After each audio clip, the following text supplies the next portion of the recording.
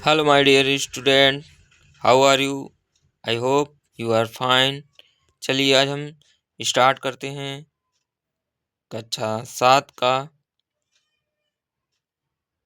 कक्षा सात का चैप्टर 6 मतलब कक्षा सात का अध्याय 6 और एक्सरसाइज 6.1।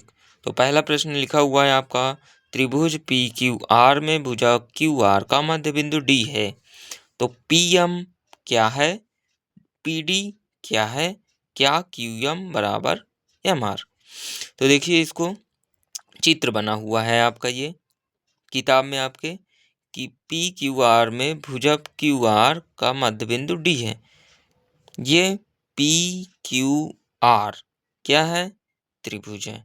ठीक है, अब देखो ये जो चित्र में दिखाई दे रही है ये रेखा एक पी एम, तो इधर 90 डिग्री का कोण भी दिखाई दे रहा है कि ऐसे बना है। तो ये क्या होगी, ये तो हमने पढ़ा था कि नेक्स्ट पिछले वीडियो में कि ये शीर्ष लंब होगी क्योंकि 90 डिग्री का कोण बना रहा। और ये वाली जो रेखा खींची हुई है इस शीर्ष से यहाँ तक, तो देखो ये जो डी है तो ये इधर का आधा भाग कर रही है और इधर आधा भाग कर रही है। मतलब यदि हम इसको ना देखें तो देखो ये वाली जो रेखा है पी डी, ये क्यू और आर रेखा को आधे आधे भाग में डिवाइड कर रही है।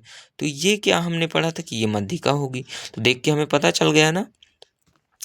तो हम इधर खाली स्थान में लिख सकते हैं ये पीएम क्या है, शीर्ष लंब है, और पीडी क्या है, मध्यिका है। अब पूछा है क्या क्यू एम बराबर एम आर, क्यू एम बराबर एम आर। तो आप देख सकते हो कि ये इसकी लंबाई और यहाँ से यहाँ तक की लंबाई अलग अलग है दोनों की। तो हम लिख देंगे नहीं, क्यों, क्योंकि मध्य बिंदु तो डी है, क्यू आर का मध्य बिंदु डी है जो ये क्यू आर को आधे आधे भागों में डिवाइड करता है। लेकिन ये हम थोड़ी ना मध्य बिंदु है, ये हम तो शीर्ष लंब आके इधर मिला है, तो डी है इसका मध्य बिंदु। यदि इधर डी होता, ठीक है, Q D is equal to D R, तब ये सही होता, पर अभी नहीं है। तो हम चलिए इसको सॉल्व करते देखते हैं। हल क्या है दिया है, लिखेंगे Q D is equal to D R दिया है इधर से, तथा त्रिभुज P M R equal to 90 degree. देखो हमने बोला ना कि ये दिखाई दे रहा है हमें कि 90 डिग्री दिया है।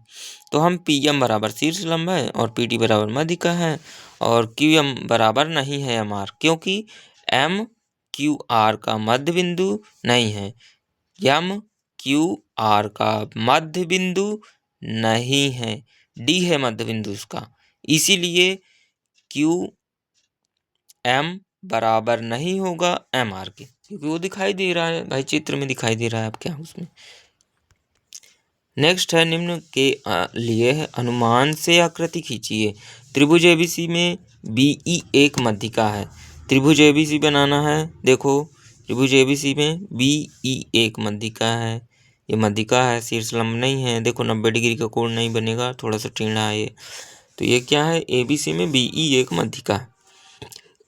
ठीक है, मान लो इसको बदल सकते थे, यदि ए इधर करते, बी इधर करते, सी इधर करते, तो बी ई एक मध्यिका है, तो बी इधर रहता तो फिर इधर खींच देते मध्यिका और इधर ई नाम देते, बस सिंपल सा है।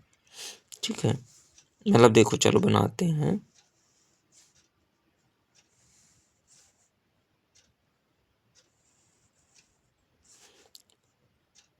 ए बी सी, पहले हमें ए बी सी त्रिभुज बनाना है।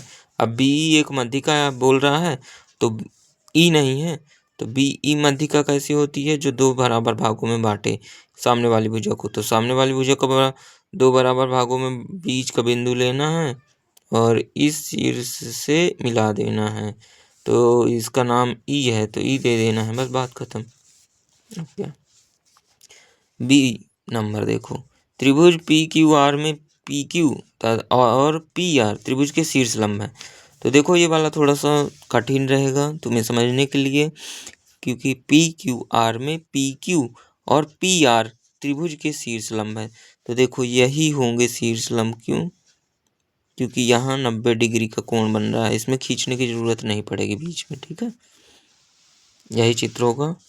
फिर लिखा है सी नंबर YL त्रिभुज XYZ के बहिर्भाग में एक शीर्ष लंब है।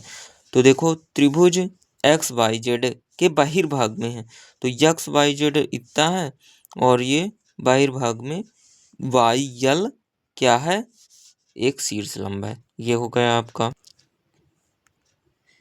गया आपका सेकंड नंबर सवाल। अब हम थर्ड नंबर देखते हैं क्या बोलते हैं। लिखा है आकृति खींचकर पुष्टि कीजिए कि समद्विबाहु त्रिभुज में शीर्ष लंब व मध्यिका एक ही रेखाखंड हो सकता है। तो प्रश्न को समझो क्या लिखा है कि आकृति खींचिए पहले, फिर एक समद्विबाहु त्रिभुज की खींचना है, ठीक है, और उसमें मध्यिका और शीर्ष लंब जो होंगे एक ही रेखाखंड हो सकते हैं, ये बताना है। तो हमने देखो ये त्रिभुज खींचा, ये समद्विबाहु त्रिभुज खींचा, ये वाली रेखा और ये वाली रेखा बराबर है, मतलब दो भुजाएं क्या है, समान है। तो ये कौन सा त्रिभुज कहलाएगा, समद्विबाहु त्रिभुज कहलाएगा। एक असमान रेखा है लेकिन दो समान रेखाएं हैं। तो हम जानते हैं कि समद्विबाहु त्रिभुज में दो भुजाएं बराबर होती हैं। दिए गए त्रिभुज ABC समद्विबाहु त्रिभुज है। अब हम लिखेंगे कि हमने खींचा, तो दिया गया त्रिभुज ABC समद्विबाहु त्रिभुज है जिसमें AB बराबर AC मतलब ये दोनों बराबर है। अब त्रिभुज ABC में AL एक शीर्ष लंब है जो BC पर खींचा गया है। अब त्रिभुज AL क्या है, BC पर खींचा गया एक शीर्ष लंब है, हमने लिख दिया। अब चूंकि यल BC को मध्य बिंदु है, अब देखो इधर लिख देना है कि यल जो है तो BC का मध्य बिंदु है, इसीलिए AL मध्यिका भी होगी। क्योंकि देखो जो बीच में मिले, बीच वाले बिंदु पे, ठीक है, किसी भुजा के बीच बिंदु में जो ये मिल रही है लंब भले ही है, लेकिन ये क्या काहे का काम करेगी, मध्यिका भी कहलाएगी, क्योंकि ये बीच वाले बिंदु में मिल रही है। तो दो बराबर भागों में भी बांटेगा, ठीक है। तो लिख देंगे अब चूंकि यल BC का मध्य बिंदु है इसीलिए AL मध्यिका भी होगा, क्योंकि यह शीर्ष A के सामने वाली भुजा को दो बराबर भागों में बांटता है। मतलब BC को ये कितने भागों में बांट रहा है, दो बराबर भागों में। तो देखो शीर्ष लंब का काम ये नहीं है कि दो बराबर भागों में बांटे, उसका काम है 90 डिग्री का कोण बनाना।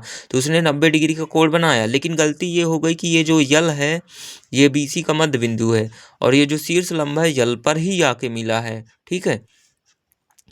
दिक्कत तो ये हो गई, इसीलिए लिख देना है कि AL मध्यिका भी हो सकता है और शीर्ष लंब भी हो सकता है। यही तो पूछा था कि क्या समद्विबाहु त्रिभुज में एक ही त्रिभुज मतलब शीर्ष लंब और मध्यिका एक ही रेखाखंड हो सकता है, ये पूछा था। तो ये ऐसा हो गया, आपको लिख देना कि हाँ ऐसा हो सकता। तो चलिए, थैंक यू वेरी मच। अब हम मिलेंगे नेक्स्ट वीडियो में 6.2 के साथ। तब तक के लिए धन्यवाद। हंसते रहिए, मुस्कुराते रहिए, गाते रहिए। Okay bye, see you.